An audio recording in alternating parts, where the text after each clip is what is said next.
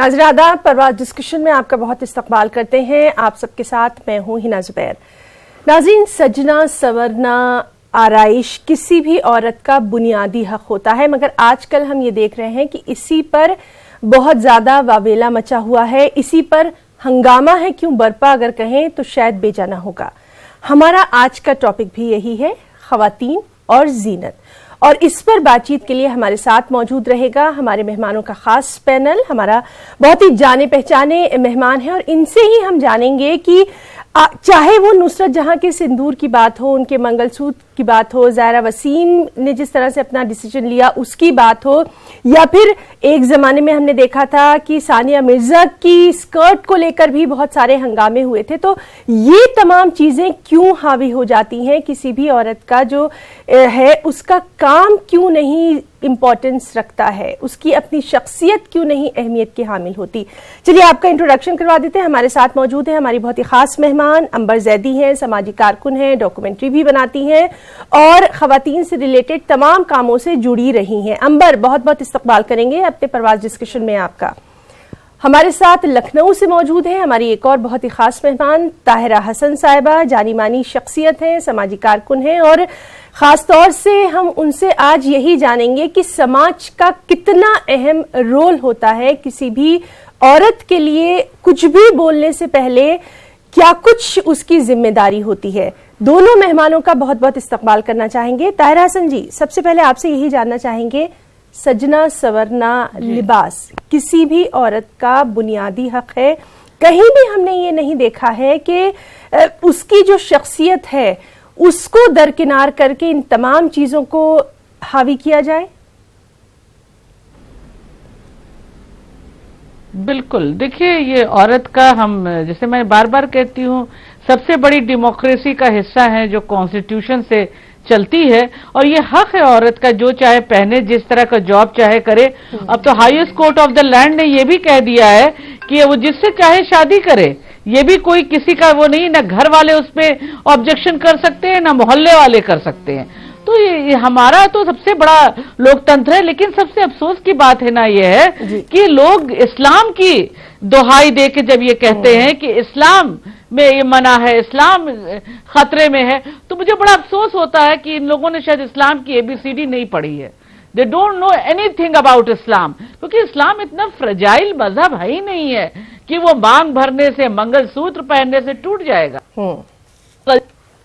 शायद लोगों ने जो इस तरह से बात करते हैं वो इस्लाम को डिफेम करते हैं, हिंदुस्तान में भी और दुनिया में भी। क्योंकि आप चले जाइए, इन लोगों ने न काम किया है जमीन पे, न गए हैं। आप बलिया चले जाइए, गाजीपुर चले जाइए, देवरिया चले जाइए, मैं नाम कर इन गांव में जाइए, हमारी सारी मुसलमान बहनें आलता लगाती हैं, पैर में जो रंग लगाया जाता है, मंगलसूत्र पहनती हैं, बिंदी लगाती हैं। तो आप कैसे कह रहे हैं, ये कल्चरल चीजें हैं, इसको इस्लाम से आपने जोड़ दिया। आप जो चाहते हैं कह देते हैं ये इस्लाम में है, ये इस्लाम में है, औरतों को ऐसे करना चाहिए, इस्लाम में है। तो मैं बार बार कहती हूँ, बाबा आप ये कहिए कि हमारा ये सोच है, हम इतने कंजर्वेटिव हैं, अभी हमारी पढ़ाई लिखाई बिल्कुल जीरो है, ये हम कह रहे हैं, ये इस्लाम नहीं कह रहा है। इस्लाम तो बहुत प्रोग्रेसिव मजहब है। कितने साल पहले इस्लाम में, 1400 साल पहले फीमेल फिटिसाइड की बात शुरू की थी प्रॉफिट ने। आज हम लड़ रहे हैं, एक्टिविस्ट आज भी, और कानून बना के लाए हैं फीमेल फिटिसाइड के लिए। तो उस मजहब को ये मौलाना लोगों ने कहां पहुंचा दिया है। और हमारी एक्टिविस्ट की लड़ाई यही है, अंबर भी बैठी है, कि हम इन मौलानाओं से कहना चाहते हैं कि भाई तुम चुप हो जाओ, तुम अब इस्लाम को बदनाम ना करो। जी अंबर, जिस तरह से आजकल की जो लड़कियां हैं, आजकल की जो खवातीन हैं, वो बाहर निकल रही हैं, बहुत सारी ऐसी फील्ड का इंतखाब कर रही हैं जहां पर उनको हौसला देने की ज़रूरत है, जहां पर उनको इनकरेजमेंट की ज़रूरत है।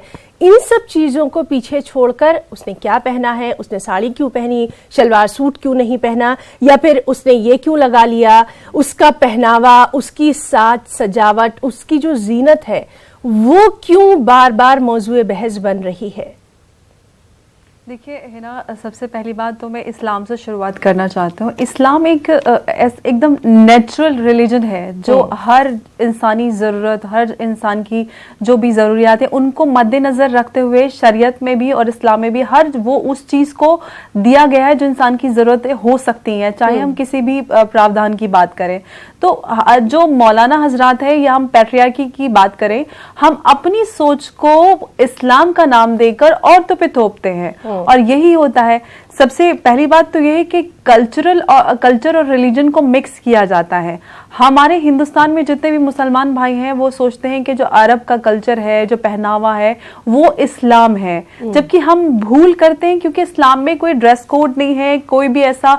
अगर शायद इस्लाम हिंदुस्तान में आया होता तो शायद सब धोती कुर्ता और साड़ी पहना करते, या वेस्ट में आया तो सूट पहना करते और ड्रेसेस पहना करते। तो ये कल्चरल चीजें होती हैं, जैसा एनवायरनमेंट होता है, जैसा वहां का रहन सहन होता है, उसके हिसाब से ये दुनियावी चीजें हैं। हम इतना कमजोर इस्लाम को रिप्रेजेंट करते हैं कि किसी ने बिंदी लगा ली तो इस्लाम खतरे में आ गया। इस्लाम, कुरान इस औरत के लिए बनाई हुई हर वो चीज, जो चाहे वो मेकअप का प्रोडक्ट है या कपड़ा है, हर जो ज़ेबाइश का सामान है, उस पे औरत का हक बताता है, किसी चीज से नहीं रोकता। और हर बच्चियों को डराया जाता है कि आप ये लगाएंगे तो आपके होंठ कट जाएंगे, आप वो लगाएंगे तो माथा जल जाएगा। तो हम अल्लाह को एक ऐसा उसका रूप प्रेजेंट करते हैं कि अल्लाह से हर किसी को डराया जाता है। हम अल्लाह सबसे मोहब्बत करता है, वो रहमान और रहीम है। इतनी बिंदी और लिपस्टिक से थोड़ी ना अल्लाह नाराज हो जाएगा बंदों से। तो बच्चियां, कितना शौक होता है, छोटी छोटी बच्चियां जब बड़ी हो रही होती हैं तो वो तभी से लिपस्टिक और चूड़ी पहनने की शौकीन होती है। जो बच्चों को नेचुरली जो शौक होता है हम उसको क्यों दबाएं? ये नाइंसाफी है। जो हमारा आईन भी हमें उस चीज का हक देता है और हमारा इस्लाम ने भी वो हक दिया हुआ है, तो वो हम पैट्रियार्की की अपनी गंदी मानसिकता दूसरों पे थोप कर, इस्लाम का नाम देकर, और लोगों को भी, ताहिरा जी बैठे हुए हैं, हम लोग बुर्का नहीं पहनते तो लोग जज करते हैं सोशल मीडिया पे कि आप इस्लाम को बदनाम कर रहे हैं। आप बदनाम भी नहीं, आप सीधे कहते हैं कि आप इस्लाम को गालियां दे रहे हैं। सही बात करना गाली नहीं होती है, आप सही बात रखें। क्यों इस्लाम को ऐसा कमजोर प्रेजेंट करते हैं दुनिया के सामने? बिल्कुल बिल्कुल। जी ताहिरा जी, आपसे भी ये जानना चाहेंगे, जिस तरह से हम शुरू से देखते रहे हैं और एक खास जो हमारा माशरा रहा है, औरत हमेशा से मजबूत रही है, चाहे घर के अहम फैसले लेना हो या फिर उसको अपने करियर का फैसला लेना हो, मजबूत वो हमेशा से रही है। लेकिन तब जब उसको घर से हौसला मिला हो तो सजना संवरना तो बहुत ही मामूली बात होती है। घर में अक्सर कहा जाता है कि ईद पे अगर हम सजते संवरते हैं तो भाई अच्छी लग रही हो, चूड़ियां अच्छी लग रही हैं, ये अच्छा लग रहा है, तो उसको इस तरह से इनकरेज करने की जरूरत है कि पूरी उसकी शख्सियत जो है वो निकल कर आए। बिल्कुल, देखिए ये तो एक सही आपने कहा, एक बहुत छोटी सी चीज है औरत का सजना संवरना, और जो इस्लाम में मैं बहुत साफ तरह से बताऊंगी, इसको इनकरेज किया गया है कि औरत सजे संवरे। ये बात है, हदीसों में भी आई है। तो ये कोई ऐसी चीज नहीं है कि औरत अगर सच संवर रही है तो बहुत कोई एंटी इस्लामिक बात कर रही है। दूसरी बात ये हुई कि औरत को कैसे उसके पूरे चीज़ों को निखारा जाए, उसके कैरेक्टर को कैसे उसको बेहतर बनाया जाए, कैसे उसको इसका और बेहतर बनाए कि वो जिंदगी में कुछ करे। क्योंकि इस्लाम में तो पहले ही प्रॉफिट की वाइफ जो थी वो बिजनेस करती थी, फर्स्ट वाइफ। तो उस जमाने में अगर बिजनेस कर सकती है औरत, तो इस वक्त हम कैसे औरत को इतना बेहतर और मजबूत बनाएं? अगर नहीं है तो औरत मजबूत होती है, लेकिन अभी आप देखेंगे जो डेटाज है तो मुस्लिम विमेन की हालत बहुत खराब है। ये हम नहीं कह सकते कि बहुत अच्छी है। इस वक्त एजुकेशन में हम बहुत पीछे हैं। हम ये मौलाना साहिबान जो बार बार चिल्लाते हैं स्कर्ट पे, मैं इसलिए बार बार कहती हूँ, अगर ये सामने आए और ऐसी बात करें कि जो कम्युनिटी के वेलफेयर के लिए हो, ये सच्चर कमेटी और रंगनाथ के रिकमेंडेशन को इम्प्लीमेंटेशन की बात करें। मैं बार बार कहती हूँ रंगनाथ में बहुत अच्छा रिकमेंडेशंस दी गई हैं। उन्होंने कहा है कि डेंस मुस्लिम पॉपुलेटेड एरिया में, जहाँ पे मुस्लिम मेहनत कश लोग हैं, जरदोजी, चिकन वर्कर, हमारे बुनकर, तो उस एरिया में नवोदय के तर्ज पे स्कूल खोला जाए, यानी क्वालिटी ऑफ एजुकेशन दीजिए। ये नहीं कि सरकारी स्कूल खोल दीजिए, 5वीं का बच्चा तीसरे की किताब नहीं पढ़ पा रहा है, और उसके लिए पेरेंट्स को इंसेंटिव दीजिए, क्योंकि बहुत गरीब है, पूरा घर लगा हुआ है काम में, बच्चा चला जाएगा तो रोटी के साथ दाल नहीं मिलेगी, वो ज्यादा इंपॉर्टेंट है, पहले पेट भरेगा तब वो आगे जाके पढ़ाई करेंगे। तो रंगनाथ की इस इम्प्लीमेंटेशन को 2009 से रद्दी के बस्ते में पड़ी है। मौलाना साहिबान इसको देख नहीं रहे हैं, इसको पढ़ नहीं रहे हैं। इसका मतलब कि कम्युनिटी का वेलफेयर नहीं चाहते। वो चाहते हैं कि कम्युनिटी ऐसे ही जाहिल बनी रहे और वो तरह तरह के ऐसे ही डिक्टेट देते रहें, ये किया तो इस्लाम खतरे में, वो किया तो खतरे में। वो नहीं चाहते कि कम्युनिटी पढ़ के आगे आए, मेन स्ट्रीम में आए। जब बच्चे अच्छी तरह से पढ़ेंगे तभी तो वो कंपटीशन में आगे बढ़ेंगे। जरदोजी करने वाले का बच्चा डॉक्टर इंजीनियर कैसे बनेगा, स्कूल में टीचर कैसे बनेगा? मैं कहती हूँ जब तक वो पढ़ाई करके कंपटीशन करके आगे नहीं आएगा। तो वो कम्युनिटी को आगे ले नहीं जाना चाहते। जो सर सैयद ने एक विजन दिया था, उस वक्त सर सैयद को भी गालियां दी गई थी, उनको काफिर बताया गया था। तो आप सोच सकते हैं कि जब भी कुछ इस तरह के रिफॉर्म की बात होती है तो एक जो जाहिल तबका है वो बराबर खड़ा हो जाता है, क्योंकि वो नहीं चाहता कि कम्युनिटी बेहतर होके आगे बढ़े। जी सबसे बड़ी बात है कि हमें अपनी कम्युनिटी को एजुकेशन की रोशनी से बिल्कुल उसमें लाना चाहिए, उनको उससे शराबोर करना चाहिए, क्योंकि एजुकेशन आने के बाद वो जरूर आगे बढ़ेगी कम्युनिटी। जी बिल्कुल। अंबर, इसी तरह से आपसे भी ये जानना चाहेंगे कि जब भी किसी खातून की बात करते हैं तो कहीं ना कहीं मजहब जो है उसके अलमबरदार खड़े हो जाते हैं। अगर वो अपने हक की बात कर रही है तो फिर तहजीब को खतरा हो जाता है। कब इन चीजों से हम उभरेंगे? देखिए, सबसे इसकी शुरुआत घर से हो रही है। जो लड़कियां आगे बढ़ रही हैं और देश का नाम कर रही हैं, तो कहीं ना कहीं उनकी फैमिली और उनके जो खानदान वाले लोग हैं वो उनको सपोर्ट करते हैं और तभी वो कुछ कर पा रही हैं। तो ज़रूरी है कि हम अपनी बच्चियों को वो बराबरी का हक दें जो इस्लाम ने भी दिया है और जो हमारे कॉन्स्टिट्यूशन ने भी दिया है। इसकी शुरुआत हम घर से करेंगे। लड़कियों की छोटी छोटी चीज़ों को जब वो एडोलेसेंस एज में होती हैं और वो बनना संवरना शुरू करते हैं तो उनको गलत तरीके से देखा जाता है कि अगर ये बन संवर रही हैं तो कहीं कुछ किसी गलत हरकतों में तो नहीं है। तो ये जो बच्चियों को उनके जब वो बढ़ रही होती है उस वक्त उनके पर काटने की कोशिश की जाती है। उन छोटी छोटी चीजों से बच्चियों को कैद किया जाता है। आप बच्चियों को सपोर्ट करें, उन्हें हक दें पढ़ने का, उन्हें कुछ करने की आजादी दें, खुली आसमान में उड़ने दें, तभी वो कुछ कर पाएंगे। क्योंकि गलत तो कोई भी कर सकता है और किसी के साथ भी कुछ गलत हो सकता है। तो हम उसको एक गलती की वजह से किसी की पूरी जिंदगी हम या पूरा कैरेक्टर जज नहीं कर सकते। तो शुरुआत हम भी हमारे घरों से हो। बच्चियों को हम एजुकेशन दें, उनको आगे कुछ करने का मौका दें। हमारे यहाँ सबसे बड़ी परेशानी ये होती है कि बच्चियों को छोटी एज में शादी करके उनके ससुराल भेज दिया जाता है। उनको इतना वक्त ही नहीं मिलता कि वो अपने बचपन से बाहर निकल के अपनी एक शख्सियत को उभार सके।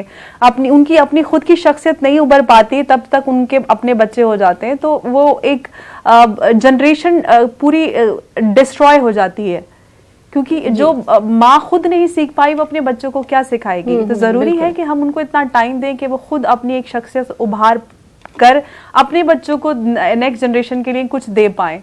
जी बिल्कुल। अदरवाइज ये सिलसिला चलता रहेगा। और हम जैसे कि ताहिरा जी ने सचर कमेटी की रिपोर्ट की बात की, वो ऐसे ही ठंडे बस्ते में रखी रहेगी। और हम एजुकेशन पे मैं एजुकेशन पे काम करती हूँ। हमारे 15 सेंटर्स हैं दिल्ली एनसीआर में। और आप यकीन मानिएगा लड़कियों को नहीं भेजते, हम बहुत मुश्किल से खींच के लेके आते हैं कि बच्चियों को भेज दीजिए। लड़कों को तो भेज देते हैं लेकिन लड़कियों को बहुत मुश्किल से भेजते हैं कि नहीं जी ये बर्तन धो के आएगी, ये सब्जी काट के आएगी। तो ये जो मेंटालिटी है कि बच्चियां बड़े होते ही उनको घर की जिम्मेदारी उनके ऊपर लाद दी जाती है। जी, तो ये भी एक सोच में है माँ बाप। जी जी। ताहिरा जी, जिस तरह से हम ये देखते हैं कि एक माँ अपनी बच्ची की सबसे बेहतरीन दोस्त हो सकती है, बड़ी बहन भी जो है वो भी उसकी अच्छी दोस्त हो सकती है। इस तरह से जो घर में जो खवातीन हैं वही घर में जो बढ़ती बच्चियां हैं अगर उनकी दोस्त बन जाए, उनकी हमराज बन जाए तो कहीं ना कहीं समाज में एक सेहतमंद हम शख्सियत को उभार सकते हैं। बिल्कुल, देखिए घर से ही शुरू होता है। इसीलिए मैं खासकर जब हम लोग मिलते हैं तो माँओं से ही बात करते हैं पहले कि किस तरह से उन्हें बच्चियों को एजुकेशन में जाना चाहिए, स्कूल क्यों भेजना चाहिए। जैसे अभी अंबर ने भी कहा, जो हमारी डोमेस्टिक हेल्पर्स हैं वो जब जाती हैं काम करने तो वो 10 साल की बच्ची 3 छोटे छोटे बच्चों को घर में देख रही होती है। मैंने क्यों रंगनाथ कमीशन की बात की क्योंकि रंगनाथ ने गहन अध्ययन करके इन सब बातों को देखते हुए कहा था कि इंसेंटिव दीजिए। तो हम लोग बार बार लड़ रहे हैं कि महिलाओं के लिए क्रश की भी सुविधा दी जाए। जब बच्चों को रखने की जगह होगी, छोटे बच्चे जो 10 साल की स्कूल भेजने की कोई प्रोविजन होगा उनके पास, तभी तो वो भेजेंगे। लेकिन बातचीत करने से बहुत चीजें बदली हैं।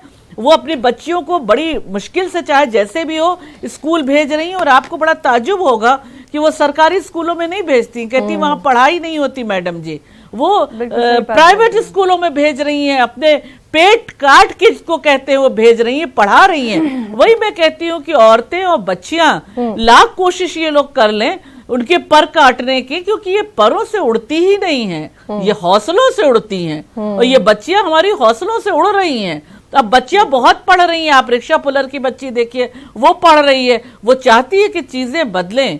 इन बच्चियों में अब बेदारी आ गई है। ऐसा नहीं है कि वो अपनी हुकूक की लड़ाई, अपने राइट्स की लड़ाई लड़ने को तैयार हैं।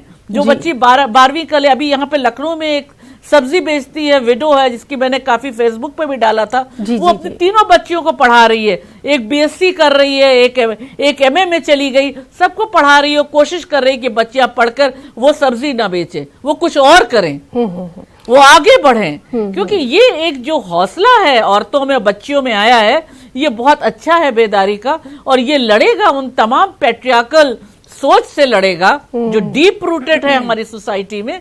ये एक अच्छी पहल है। जी अंबर, आपने क्योंकि बहुत सारी इस तरह की एनजीओज में काम किया है, बहुत सारी खवातीन को आपने देखा है, बढ़ती बच्चियों को भी आपने देखा है। आजकल की जो बच्चियां हैं कहीं ना कहीं जिंदगी में कुछ करना चाहती हैं, कुछ बनना चाहती हैं, और सोशल मीडिया इतना इजीली अवेलेबल है कि हमसे ज्यादा उन बच्चियों को पता है कि उनके ऊपर क्या अच्छा लगता है, क्या बुरा लगता है। तो पहनावे पे ना जाके, उनकी खूबसूरती बदसूरती पे ना जाके, क्यों ना उनकी सलाहियतों को आगे लाया जाए। बिल्कुल बिल्कुल।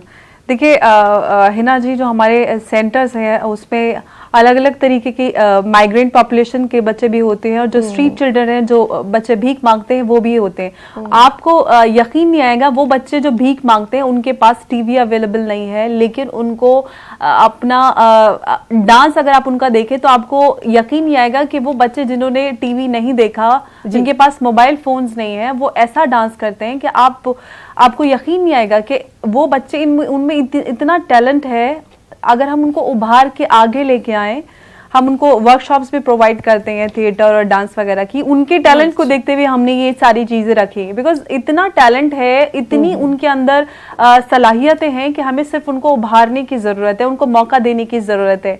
कितने सारे बच्चे ऐसे उनको मौका नहीं मिल पाता है, तो हम सपोर्ट करें, उनकी सलाहियतों को आगे बढ़ाएं।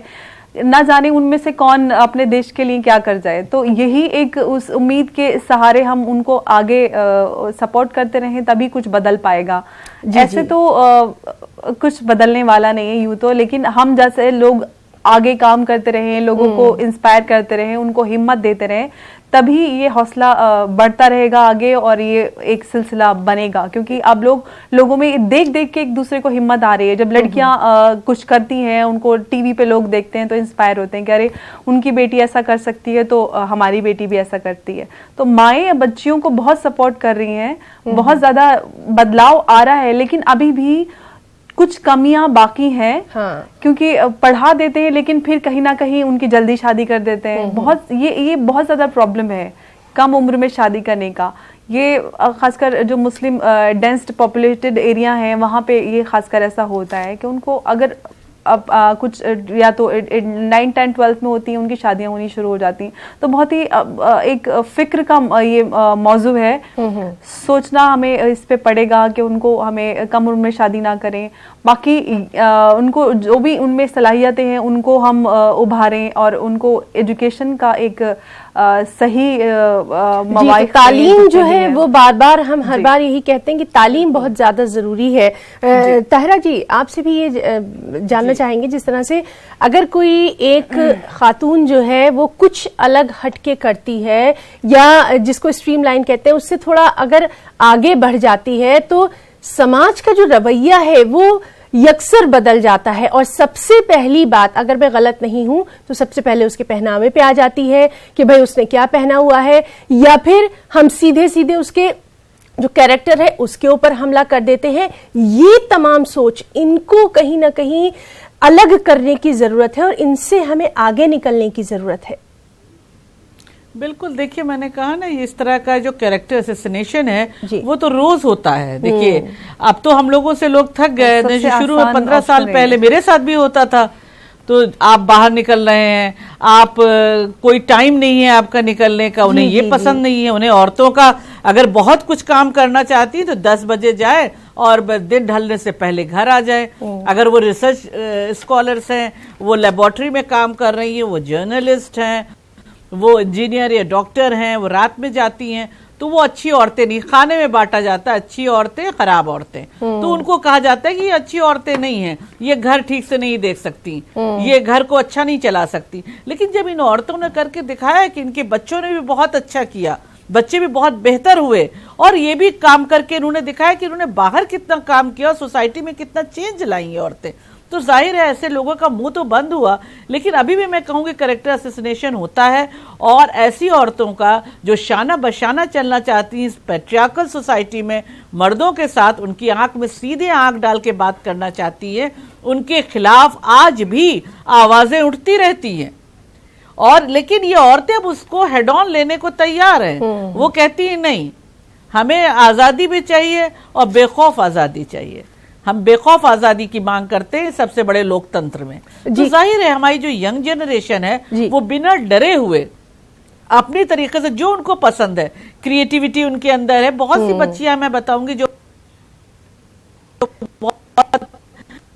और अच्छा खासा बुटीक अपना चला रही हैं, छोटा मोटा ही सही आगे बढ़ेगा, वो हिम्मत रखती हैं। तो इस तरह से बच्चे जो उनको पसंद है, उनकी क्रिएटिविटी को देखते हुए वो खुद अपनी क्रिएटिविटी को अब आगे लेके चल रही हैं। ये बहुत अच्छी बात है। पहले हम लोग कहते थे जो क्रिएटिविटी है उसको हम लोग देखें, आइडेंटिफाई करें, उनकी हेल्प करें। लेकिन अब वो बच्चियां खुद ब खुद, अगर ब्यूटिशियन का उनके अंदर फ्लेयर है तो वो ब्यूटिशियन का अपना शॉप खोल रही है, कर रही है। मैं ये बता रही हूँ लोअर मिडिल क्लास में बच्चियों में आ गया, तो ये बहुत अच्छी बात है कि ये वो हेड ऑन लेने को तैयार है। जब वो उस लोकेलिटी में जहां इन सब चीजें बहुत बुरी मानी जाती हैं, औरतों को खाना बनाए, घर देखे, अपने शौहर को देखे, उस टाइम में अगर वो इस तरह के काम कर रही हैं और कुछ इनपुट दे रही हैं फैमिली को, अपने बच्चे को अच्छे स्कूल में पढ़ा रही हैं, because they are also working, तो ये चीजें बदल रही हैं और इसको बहुत देर तक दबाया नहीं जाएगा। मुझे पूरा यकीन है कि 10 साल के अंदर और सूरत और खूबसूरत होगी। जी बिल्कुल। अंबर, एक अगर लड़की जो है वो वेस्टर्न ड्रेस पहनती है या बहुत कुछ उसने हाई फाई मेकअप हो गया, तो इसका मतलब वो आजाद ख्याल है, वो हाथ से निकली हुई लड़की है, ये तो मान के चलिए। और अगर वहीं कोई दूसरी लड़की है जो कि मशरक़ी लिबास में है, हाँ वो बहुत अच्छी है। आपका भी जरूर इस तरह से वास्ता पड़ा होगा। जी जी, मेरे सामने ऐसे बहुत सारे एग्जाम्पल्स हैं। देखिए, सबसे बड़ी हमारी कमजोर सोच का नतीजा ये होता है कि हम किसी के भी कैरेक्टर को उसके लिबास से जज करते हैं। कोई एक इंसान जिसने शॉर्ट्स पहने हो वो एक बहुत अच्छा इंसान हो सकता है, हमें नहीं पता। और मैं ऐसी बहुत सारी हिजाबी और बुर्के वालियों को जानती हूँ कि मैं मतलब किसी लड़की के लिए गलत अल्फाज नहीं बोलती, वो हर काम ऐसा गलत काम करती है जिसको हर लिहाज से गलत बोला जाता है, लेकिन उन्होंने दिखावे के लिए पर्दा किया हुआ है तो लोग उनको कहते हैं। एग्जाम्पल देखो, फलानी की लड़की देखो कितनी अच्छी हिजाब ओढ़ती है और तुम तो हिजाब भी नहीं ओढ़ती। जबकि बस वही है कि हम दाढ़ी और टोपी और बुर्का ओढ़ा और हर चीज को जस्टिफाई कर लेते हैं, जबकि इस्लाम में और हर चीज में कैरेक्टर को ज्यादा अहमियत दी है। हम क्या करते हैं वो अल्लाह देख रहा है, दुनिया क्या देख रही है उससे फर्क नहीं पड़ता। हमें अपना कैरेक्टर, अपना मुंह अल्लाह के सामने लेके जाना है। सिर्फ दिखावे के लिए हम अपने मजहब को यूज करते हैं कि हमें, बहुत सारी लड़कियां ऐसी होती है, पहले वो जिनको कुछ करना है वो कर लेंगी, फिर बुर्का ओढ़ लेंगी और अपना एक इमेज करेक्शन के लिए, तो ये भी बहुत सारे लोग करते हैं। ये मेरे सामने के वाकयात हैं। इमेज करेक्शन के लिए बुर्का और हिजाब ओढ़ लेंगी कि हम बहुत अच्छे हो गए और हम बहुत शरीफ हैं। तो ये एक सिंबलाइजेशन और अपने मजहब को इस्तेमाल करना, ये अपने फायदे के लिए लोग करते हैं। तो कैरेक्टर बेहतर है कि हम इंसान को समझें, सिर्फ लिबास लिबास से आप किसी का कैरेक्टर कैसे डिसाइड कर सकते हैं कि आप उसे अच्छा कपड़ा नहीं पहना, जबकि अच्छा इंसान वो होता है जो अच्छे काम करता है, एक दूसरों के लिए क्या कर रहा है, हम क्या कर रहे हैं अपने देश के लिए और अपनी कम्युनिटी के लिए, वो ज्यादा मैटर करता है, ना कि किसी ने शॉर्ट्स पहना हुआ है या किसी ने बुर्का पहना हुआ है। जी तहरा आपा, यही आपसे जानना चाहेंगे कि किस तरह के बदलाव की जरूरत है इस समाज में। नहीं, देखिए, बिल्कुल जो बदलाव मैंने कहा ना, पेट्रियार्की बहुत डीप रूटेड है हमारी सोसाइटी में। हमें उस सोच को, जो पेट्रियार्कल सोच है, उसको बदलना चाहिए। उसको बदलने के लिए औरतों को ही आगे आना होगा, और औरतें आई हैं। ऐसा नहीं कि जो बहुत ही एक सुरंग थी बिल्कुल अंधेरी, उस पर बहुत दूर तक हमने आके रोशनी अब हमें दिख रही, बहुत अंदर आने लगी है। क्योंकि आप देखिए, डावरी एक्ट हमने लड़के लिया, डोमेस्टिक वायलेंस एक्ट की जो लड़ाई लड़ी विमेन ऑर्गेनाइजेशन ने, ये बहुत मुश्किल लड़ाई थी, क्योंकि उस वक्त मुस्तकिल यही आवाजें उठ रही थी सांसदों से कि सबसे ज्यादा महफूज औरत चार दीवारी में है। हमने लड़के लिया कि नहीं, औरत बहुत ज्यादा प्रताड़ित है चार दीवारी में भी। तो बहुत सी चीजें हम लड़के हमने लिया। सेक्सुअल हैरेसमेंट एक्ट जो हम वर्क प्लेस पे लाए, वो भी हमने लड़के लिया। और आप सोचिए, उसको लाने वाली औरत राजस्थान की अनपढ़ महिला जो पढ़ी लिखी नहीं है, वो ये लड़ाई लड़ी। तो ये आप समझिए, ये औरतों का हौसला है उनका, कि वो हौसले से, मैंने कहा ना कि हमारे यहाँ महिलाएं परों से नहीं उड़ती, तुम कतरा करो परों को, वो हौसलों से उड़ती हैं। और हमारे पास इतने जो एक्ट आए, वो भले ही पूरी तरह से लागू नहीं हो रहे। निर्भया के बाद हमारे पास जो जस्टिस वर्मा कमेटी कॉन्स्टिट्यूट हुई और एक बहुत ही मजबूत एक्ट आया, उस एक्ट का ही तो इस्तेमाल हम मुस्तकिल करते हैं। वो हमारे पास टूल है, एक हथियार है, जिसको महिलाएं लेती हैं, और उसके जरिए हम उसको अपना राइट मांगते हैं। अब जस्टिस उसके लिए हम अब करते हैं कि हमें जस्टिस दीजिए आप। तो ये सब हम लाए हैं। अभी और चीजों की बदलाव की जरूरत है। सबसे बड़ा बदलाव कि ये तमाम कानून इम्प्लीमेंट हो। जी अंबर, कुछ कहना चाहेंगे? अभी पेट्रियार्कल जो सोच है, अभी भी इस तरह का सोचते हैं। एक बात कहना चाहती हूँ यहाँ पर। देखिए, जो माइंडसेट है महिलाओं का, जो सबमिसिव माइंडसेट है, कि वो खुद इस चीज पे बिलीव कर लेती है कि हाँ, जो हम मर्द कह रहे हैं या जो मौलाना कह रहे हैं वो सही है, बजाय इसके कि हम अपना एक सबमिसिव माइंडसेट जो चलता आ रहा है सदियों से, उसको बदल के हम चीजों को खुद पढ़ें, खुद जानें कि हमारे हक क्या है और हम अपने हक की मांग रखें। क्योंकि कुरान में सबसे ज्यादा आयतें औरतों के हुकूक की हैं, जबकि उनके ड्यूटियों से ज्यादा उनके हुकूक हैं। उनको हुकूकों को बताया ही नहीं जाता है, और औरतें भी हार मान के सदियों से बैठी हुई थी और जो बोला जा रहा था उसी को फॉलो करती हुई आ रही थी। लेकिन अब वो उस चीज से निकल रही हैं, अपने हक को हासिल कर रही हैं, लड़ाइयां कर रही हैं। चाहे वो किसी भी सामाजिक कुरीति की हम बात करें, औरतों ने अपने हकों को खुद लिया है, और इतिहास इसका गवाह है कि जब जब कोई बदलाव आया है, वो औरतों ने लड़ाई लड़के अपने लिए हक अपना मांगा है। तो जब भी हम हक की बात करें तो पहले अपने घर से शुरुआत करें, तभी कुछ हो सकेगा। और वक्त की चूंकि मेरे पास बहुत कमी है, मैं अपने दोनों खास मेहमानों का बहुत बहुत शुक्रिया अदा करना चाहूंगी। आज के इस परवाज़ डिस्कशन में फिलहाल इतना ही। अंबर जैदी और ताहिरा हसन दोनों का बहुत बहुत शुक्रिया। आदाब।